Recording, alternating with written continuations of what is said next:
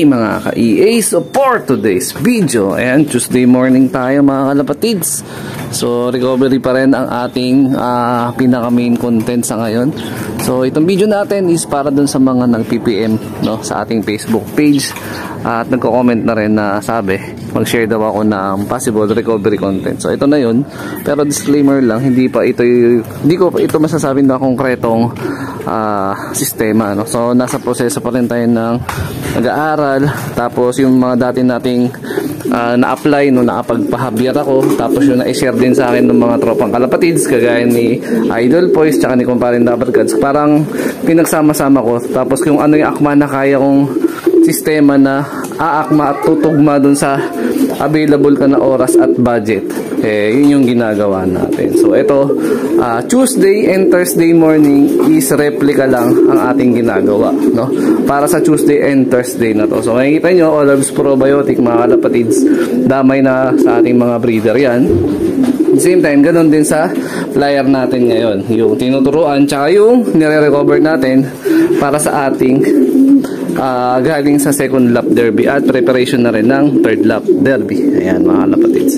So ang ginagawa ko, dahil meron tayong specific na oras ng pagkain nila, so gagawin ko na yung ibibigay natin. Mekos day tayo kumbaga. Ayan. So ordinaryo na flyer mix natin, lalagyan natin ng cod liver oil. So yung cod liver oil natin sa Shopee lang natin ito nabili. Ayan, baka naman nasa 200 plus ata yan. So pwede kayong mag-browse sa Shopee, depende sa seller kasi hindi ko masasabi kung saan seller ko na yun nabili, nalimot ko na. Mag-base na lang kayo sa mga comment at recommendation ng mga nakabili na. So ito is 3 takal lang para sa flyer lang, no? Pero minsan nagsiset din ako ng pasobra, pati yung mga breeder binibigyan din natin. So ito 5 soft gel. Before kasi binibigay ko yan sa mismong rekta sa bibig. So nag-adjust na tayo ng sistema. Ginagawa ko siyang binder.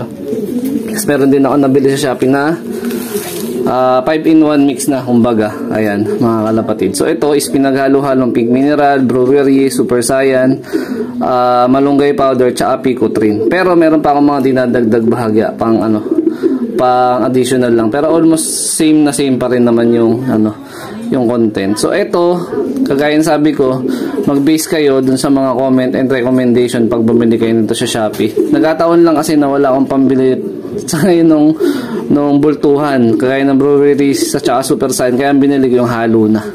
Ayan. Pero maganda naman yung response sa sa mga ibon, kaya yun, tinutuloy-tuloy natin na gamitin sa ngayon.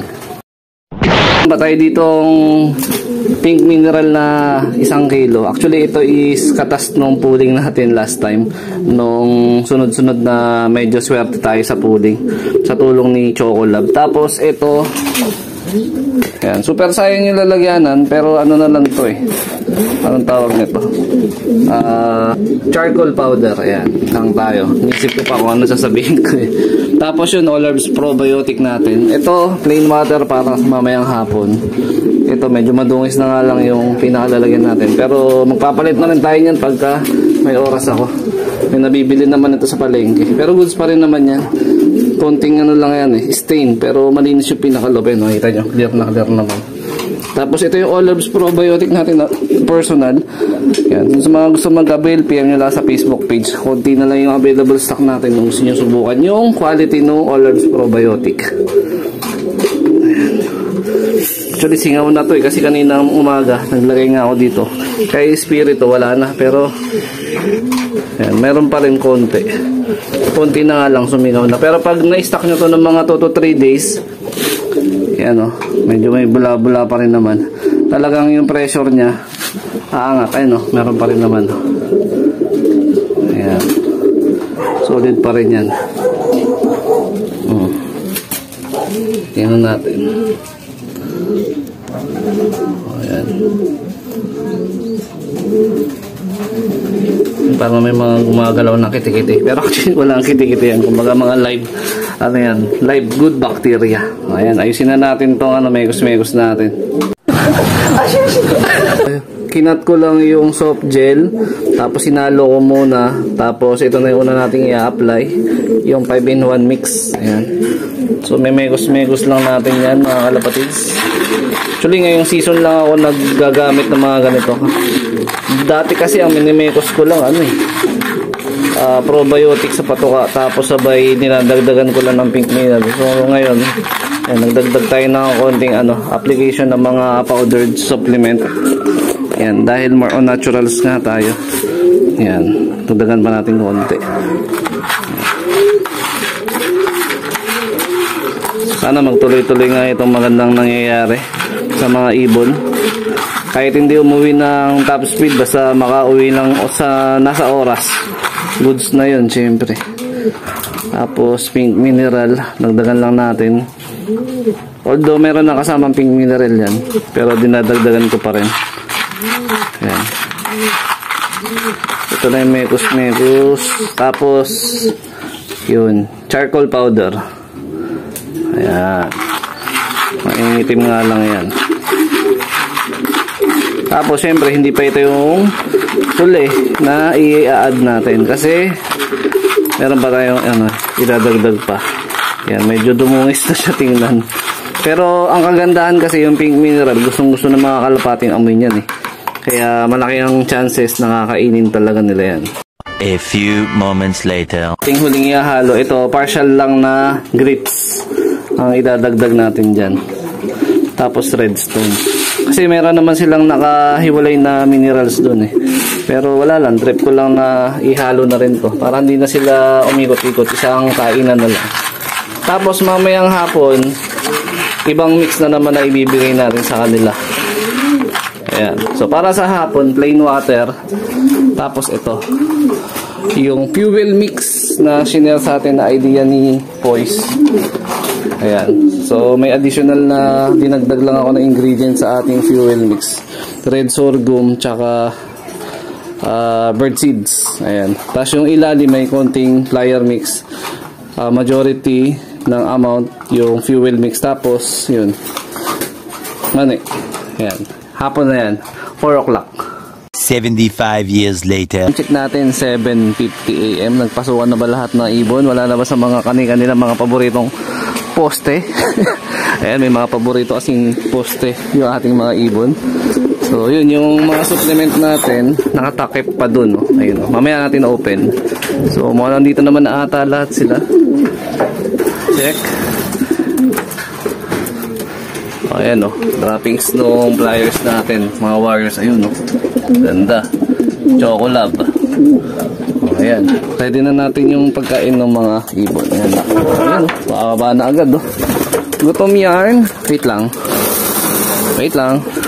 So ito yung kabuuan ng mga ginagamit natin nung Monday and Tuesday, Thursday. Ayan mga kalapatids, nireveal ko na. Siyempre hindi mawawala oils, probiotic, yan, cod liver oil, tsaka kung ano-ano pa. Ayan, meron tayo ditong power pills, tsaka victory digestion. Ayan.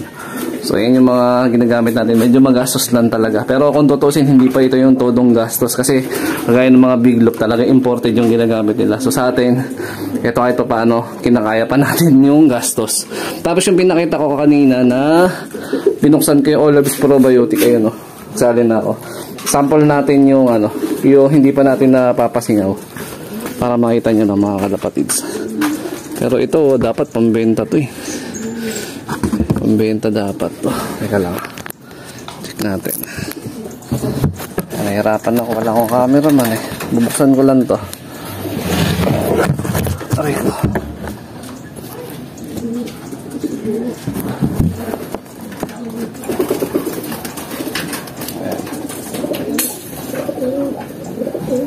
Yun, nakasabi ko lang tingnan nyo, isang pitik pa lang ng pagka-open, halos lumigwak na yung mga kalapatids eh. Kulo ko mag-video. Ayun magaganda laitin na agad, diba? Yung kanina kasi nabuksan ko na kanina madaling araw yun eh, nag-prepare ako. So ito yung stock natin to. Ayan Pero pag mag-open kayo nito, huwag nyo totally na bubuksan tapos sabay tanggal takip kasi masasayang.